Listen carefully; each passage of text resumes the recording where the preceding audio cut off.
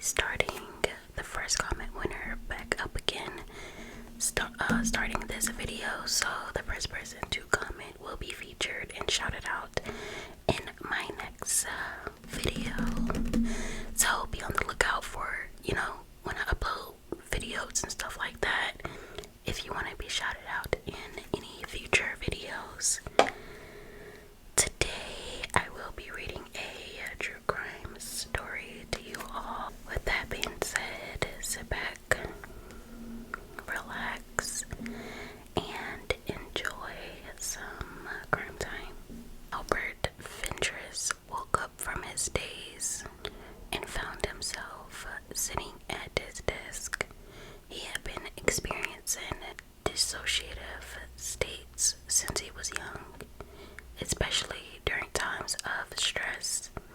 Whenever he came out from his daze, it was like waking up from a dream. As in the past, he had no memory of what happened before waking up. He did not know why he was sitting at his desk. He was about to get up when he noticed a sheet of paper with writing on it. As he read it, he became distressed. The paper offered a detailed account of a teenager being tortured and murdered. It was written in the style of a screenplay. Horrified by what he read, he crumpled up the paper and burned it. Albert may have thought he destroyed the paper. However, its writing would become all too real in the days ahead. Albert was born in 1941, exact date unknown, in Brooklyn, New York. His father was a tough disciplinarian and believed in using physical punishment against him and his two younger siblings. A bright child, Albert graduated top 10 of his high school class. Ambitious, he was goal-oriented and wanted to attend college to pursue his dream. He earned 2 master's degrees, one in history and the other in education. Upon graduation, Albert got a job as a history teacher at Poughkeepsie Middle School. Albert became a rising star in the classroom and earned the reputation of being among the top teachers in the New York area. As his father was to him, Albert had a strict disposition with his students. He also had some unconventional approaches to teaching, which school administrators tolerated due to his popularity as a teacher. An example of this was the time his class was studying World War II. Albert came to school dressed up in a Nazi military uniform. Albert lived a reclusive existence. He never married, had no romantic interest, and had only a few friends. For him, the world of marital goods was his source of emotional attachment. Also, the impression others had of him was very important to him. Though he was a middle school teacher, he drove a Cadillac, wore a Rolex, and kept his home in meticulous condition.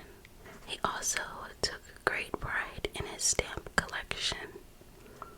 His emotional connection to his property was exemplified when he stated the lowest point of his life was when he had to leave his Cadillac at a shop for repairs.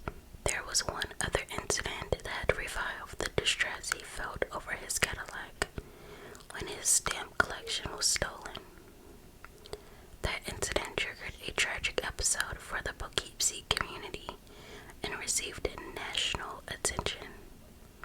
Because of his strict disciplinary behavior as a teacher, along with his personal quirks, some of his students who lived in his neighborhood would tease him and even sneak onto his property and commit acts of vandalism. The ultimate provocation was committed in August 1979. Albert arrived home to find his house had been broken into and his prized stamp collection stolen. Albert was livid over the incident. He felt disrespected and violated.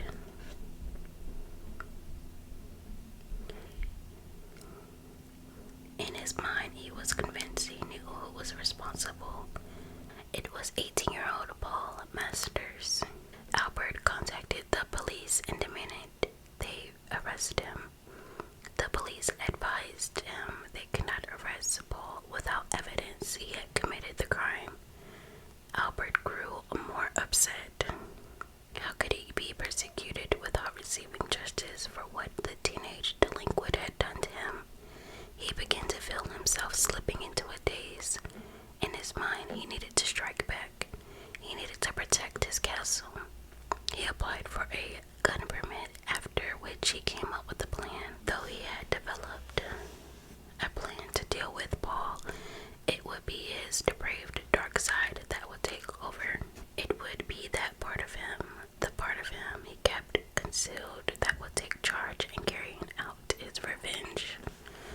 Albert frequently watched out for any teenagers that may try to recommit acts of vandalism or theft. On August 20th, Albert spotted Paul climbing over his fence and landing on his property. Albert decided that he would use a psychology approach with Paul. Instead of threatening him or calling the police, who were of little help, he would entice Paul into a trap. The student panicked when Albert stepped into the backyard. As he did not think he was home, Albert reassured Paul he was not angry and wanted to mend any hard feelings between them. He asked him if he would like to join him inside for a beer and to talk. Paul was visibly relieved and accepted his offer. As they walked into the home, Albert asked Paul about how he was doing in school. As they made small talk, Albert told him he needed to go in the basement. He asked Paul if he would go with him as he could use help. Paul politely agreed.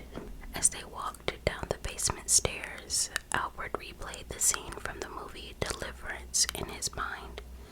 Upon reaching the bottom, Albert pulled out his gun and pointed it at Paul. Paul turned white as a sheet. As the blood drained from his face, Albert ordered him to walk to a pole that stood in the center of the basement. Masters were shaking and crying, begging him not to shoot. Ignoring his pleas, Albert ordered him to take off his pants and to face the pole. He had Paul extend his arms along each side of the pole where he bound his hands. Paul was weeping as he heard Albert unzip his pants. The pain was excruciating as Albert violated him from behind. He screamed as Albert moved in and out of him. Wait, what? Whoa. Suddenly, he heard Albert curse and he stepped back. Albert had gone into his daze and was unable to perform. Out of anger, he shot Paul twice in the head. Albert sat down to rest. The dark desire within him remained unappeased. He needed to do more. When he had caught his breath, he untied Paul and proceeded to castrate him or castrate him. I'm not sure what that means. I'm gonna have to Google that. He took the boy's genitals upstairs and into the kitchen. Albert cooked, oh my god, the testicles and then had them for dinner. Oh my god, what in the entire fuck? Albert cook. Okay. After he finished eating, he returned to the basement. He dragged Paul's body upstairs into his bedroom, where Albert collapsed on his bed and fell asleep. Upon waking up, Albert saw the student's body on his bedroom floor. He realized what he had done and called a friend, explaining what happened. The friend called the police, who arrested Albert without incident. Due to the findings of his psychological evaluation, the judge determined that Albert was not guilty due to insanity and sent him to a mental institution in New York. He was diagnosed as having narcissistic personality disorder, dissociative fugues, and obsessive compulsive disorder. It was in the mental institution he would receive for the first time in